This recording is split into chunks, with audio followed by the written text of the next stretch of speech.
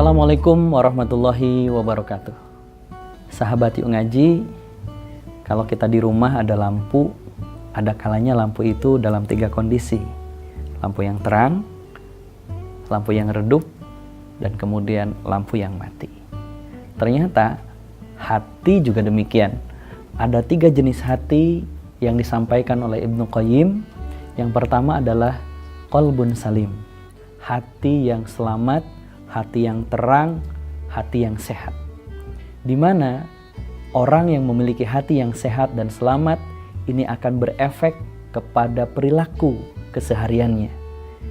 Pasti orang yang hatinya selamat, hatinya bersih, hatinya kemudian terang, perilaku-perilakunya penuh dengan ketaatan kepada Allah Subhanahu wa ta'ala. Tapi ada kalanya hati kita itu redup.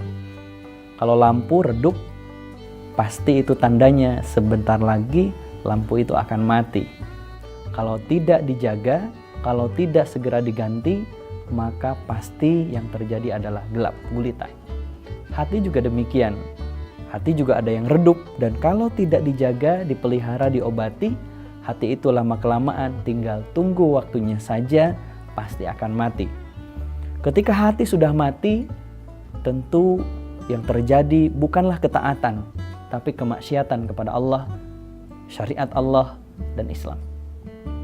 Ibnu Athaillah pernah mengatakan dalam kitabnya Al-Hikam bahwa di antara tanda matinya hati adalah tidak bersedih atas ketaatan yang terlewat dan tidak menyesal atas dosa yang diperbuat. Jadi sahabat Yuk Ngaji, ada 2 tanda hati kita mati. Yang pertama, menurut Ibnu Athaillah, ketika kita tidak bersedih. Bersedih apa? Bersedih ketika ada ketaatan yang terlewat. Misal, kita tidak sholat, tapi hati kita tidak sedih. Itu tandanya mati hati kita. Atau ketika kita yang muslimah tidak menutup auratnya dengan hijab, dengan kerudung, dengan jilbab, dan hatinya tidak merasa itu adalah ketaatan yang terlewat, dan dia tidak bersedih, itu tanda matilah hati kita. Atau misalkan bisa jadi ketika kita tidak merasa bahwa berdakwah itu adalah kewajiban dan kita biasa saja ketika melewatkannya, meninggalkannya, itu tandanya hati kita sedang mati. Atau bisa jadi juga ketika kita tidak berpuasa di bulan Ramadan, tidak berpuasa sunnah, dan hati kita tidak merasa sedih, maka itu tandanya hati-hati, hati kita sedang sakit, hati kita sedang mati. Dan yang kedua, kata Ibnu Athaillah, tanda sakitnya hati, matinya hati adalah ketika kita tidak menyesal atas dosa yang diperbuat. Ketika kita meninggalkan sholat, kita tidak merasa menyesal. Ketika kita memakan harta dengan harta-harta yang haram, dengan harta riba, dan tidak ada sedikit pun penyesalan di hati kita, tidak ada setitik pun nyesal di hati kita, maka itu tandanya bisa jadi hati kita sudah mati.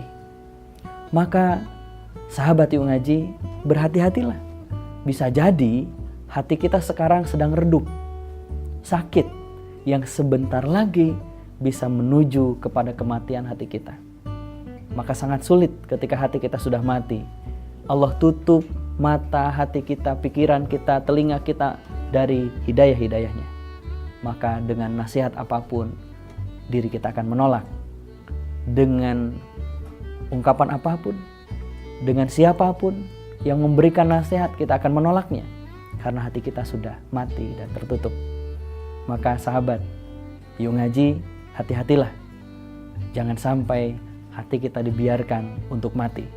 Ketika hati kita sudah merasa kemudian redup, segeralah kemudian obati hati kita dengan zikir kepada Allah, dengan belajar Islam, dengan memaksakan diri kita untuk segera taat kepada syariat Allah, dengan memaksakan diri kita untuk membaca Al-Quran, dengan memaksakan diri kita untuk sholat, dengan memaksakan diri kita untuk bermunajat, berdoa kepada Allah.